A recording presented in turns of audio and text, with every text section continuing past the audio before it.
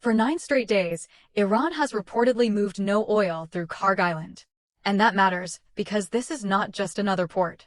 It is the point where the overwhelming majority of Iran's exported crude leaves the country. Right now, American naval and air assets are helping enforce pressure around it without actually occupying the island. F divided by A-18E Super Hornets have been operating alongside Arleigh Burke-class destroyers. The Abraham Lincoln Carrier Strike Group has been involved in redirecting commercial vessels attempting to move through the restricted area, while advanced American drones are also part of the operation. The sailors involved have now spent 237 days at sea. The result is a remarkable situation. The United States does not need to physically capture Kharg Island to put enormous pressure on Iran's ability to generate oil revenue. But that raises the obvious question. If the island ever did have to be seized, what would that operation actually look like? Kharg Island handles roughly 9 out of every 10 barrels Iran exports. And since July 31st, all 3 of its loading berths have reportedly remained empty. This is not simply a reduction in activity. According to the information available, there has been no loading at those berths. At the same time, Iran's Supreme National Security Council has issued 6 conditions connected to reopening the Strait of Hormuz. Among those demands are war reparations and the withdrawal of American forces from the wider region. So the situation is developing on 2 fronts at once. Iran's oil exports remain under severe pressure, while Tehran is demanding major changes before normal movement through the strait resumes. And that brings us back to Kharg Island. There is a growing discussion about whether the island itself would eventually have to be taken. But a physical invasion is not necessarily the only way to prevent Iran from using the facility. The United States already has large numbers of strike aircraft available, along with autonomous systems that could change what an operation around the island looks like. One example is the Corsair, an unmanned surface vessel that could potentially provide another option. Systems like these can operate without putting sailors directly into the most dangerous part of an operation. That concept has already been demonstrated in Ukraine, where unmanned boats have been used to approach shore positions and engage targets without placing a crew on board. The same basic idea could become important around Kharg Island. Instead of immediately sending large numbers of American personnel onto the island, unmanned boats, aircraft, drones, satellites, and other autonomous systems could potentially be used to keep pressure on Iranian military and economic infrastructure. The objective would not necessarily have to be a traditional occupation. It could instead involve maintaining constant pressure while reducing the opportunity for Iranian forces to mass against American personnel. That is where modern autonomous warfare becomes particularly significant. Iran has already demonstrated the value of relatively inexpensive unmanned systems. The idea of using similar technology against military and economic targets changes the equation, because it can create persistent pressure without requiring a traditional assault force for every mission. And Kharg Island has already experienced attacks in the past. The United States previously targeted Iranian oil-related infrastructure during the fighting in 1987 and 1988. So the island is not unfamiliar with being caught in a military confrontation. The difference today is the range of systems that could potentially be brought into the fight. Fighter aircraft can provide the strike capability. Advanced drones can provide surveillance. Satellites can track movements.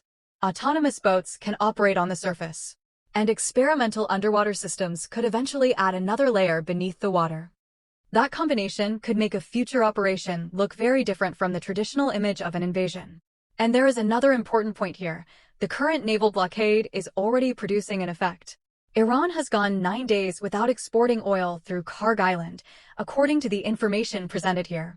If that pressure continues, the incentive to physically seize the island becomes less obvious. The blockade itself may already be achieving the central objective, restricting Iran's ability to turn its largest oil export facility into revenue. But the diplomatic situation is becoming increasingly complicated. Iran's foreign minister has indicated that talks involving Oman were approaching their final stages. At the same time, Iran's Supreme National Security Council released 6 conditions that Washington would have to meet.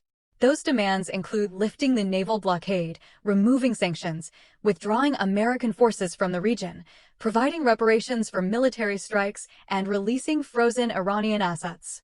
That creates a major contradiction. Iran is not necessarily saying that diplomatic discussions do not exist. Instead, Iran has maintained that it is not directly negotiating with the United States, even as U.S. officials have described direct involvement in the talks. Meanwhile, the physical situation around Kharg Island is also changing. Only 16 vessels were reportedly anchored near the island this week, the lowest number seen in months. And according to U.S. Central Command figures, the broader maritime operation has involved 53 commercial vessels being redirected, 2 disabled, and 2 boarded. More than 30 additional vessels carrying humanitarian assistance were allowed to continue through. That final number is important because it complicates the idea that the Strait of Hormuz has simply been completely closed. According to the information available, American forces have also helped humanitarian ships move through the area. But tensions with the Gulf states have continued to rise. On Saturday, a missile struck a tanker belonging to the Abu Dhabi National Oil Company in the Strait of Hormuz. The UAE Foreign Ministry described the incident as an act of piracy. And while fighter jets and drones are getting much of the attention, one of the more interesting American systems operating in the region is something far smaller. It is a 24-foot unmanned boat. The vessel is the Corsair, built by Saronic in Austin, Texas, and operated under U.S. Naval Forces Central Command with Task Force 59, the Navy organization focused on unmanned systems. Its first major public demonstration was not an attack. It was a rescue. On June 8, an Army AH-64 Apache went down in waters off Oman. The crew was rescued with assistance from the unmanned Corsair. Both aviators were reportedly out of the water and in stable condition within approximately 2 hours. That operation represented the first personnel recovery described as being conducted by a robotic boat. The platform itself is 24 feet long and can carry roughly 1,000 pounds of payload. Its stated range exceeds 1,000 nautical miles, while its top speed is more than 35 knots. In December 2025, the Navy awarded Saronic a $392 million production contract. By May of this year, the company said it had produced more than 300 of the unmanned boats. Earlier this year, 8 Corsairs participated in a multi-day operation more than 70 nautical miles offshore. Together, they covered more than 4,500 nautical miles while performing autonomous harbor transits, long-range patrols, and loitering missions. The most important detail may have been their ability to continue operating when communications were denied. The systems were designed to keep functioning even when their communications connection was interrupted or GPS problems occurred. That raises an obvious question about autonomy and artificial intelligence, although the exact technology involved should not be assumed beyond what has been publicly described. But the broader trend is clear. Unmanned systems are becoming increasingly important to the way the United States operates at sea. And according to the information presented here, one of these systems has also been used in an attack against an Iranian naval facility, striking a pier and a submarine-related target at Bandar Abbas. That is a very different mission from rescuing pilots. The same basic platform can potentially move from humanitarian rescue to military operations without placing a crew inside the vehicle. And that brings us to another system that is even more unusual. It is called Lamprey. Lamprey is an autonomous underwater vehicle named after the fish known for attaching itself to larger animals. The concept is similar. Instead of operating independently at a distance, the vehicle can approach a submarine or warship and attach itself to the hull using suction anchors. Once attached, water-driven turbines can generate power for the system as it moves with the vessel. The vehicle reportedly has approximately 24 cubic feet of payload space. That space could potentially accommodate torpedoes or decoys, equipment intended for placement on the seabed, or small aerial drones that could be launched from the surface. But there is an important distinction here. Lamprey is not a confirmed operational combat system. It was unveiled on February 9th of this year.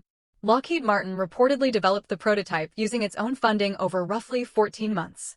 The system has appeared as a model at trade shows, and sea trials appear to be underway. There is no announced Navy contract and no confirmed deployment.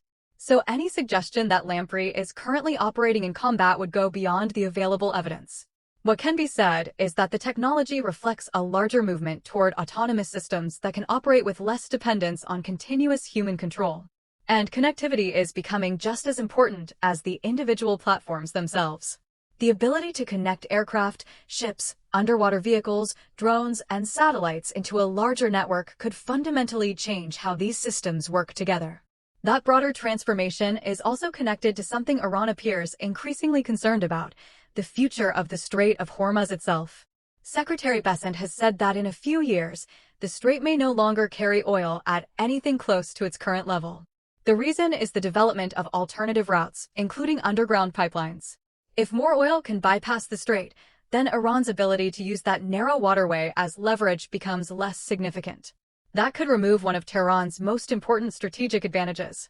And that may help explain why attacks against shipping are becoming such a major part of the current confrontation. But the story does not stop in the Gulf. There is another major shift taking place above the battlefield. For decades, airborne surveillance aircraft such as the E-3 AWACS have provided commanders with a powerful way to detect and track aircraft at long range. But those aircraft have a major weakness. They are large, visible, and potentially vulnerable in a major conflict. The U.S. Space Force is now pursuing another approach.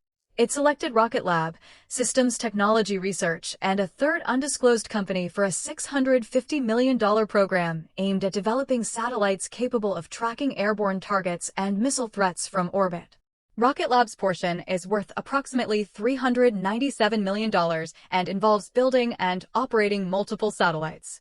The spacecraft are based on a design intended for large constellations and are planned for launch on the Neutron rocket. The program is known as Space-Based Airborne Moving Target Indicator. Its stated purpose is persistent surveillance over areas where crewed aircraft may not be able to operate safely. The concept is similar to what unmanned boats are doing at sea, except the sensors are placed in orbit. Instead of keeping a large surveillance aircraft over contested territory for hours, a constellation of satellites could provide another way to maintain awareness of moving aircraft and missile threats. That could be particularly important in a conflict involving China, Russia, or Iran, where traditional surveillance aircraft could face serious threats. The idea is not necessarily to replace AWACS immediately. It is to add another layer of surveillance that is harder to attack in the same way. And that brings us to the next development. On August 3rd, U.S. Southern Command activated Joint Task Force Western Hemisphere under Marine Major General Kevin G.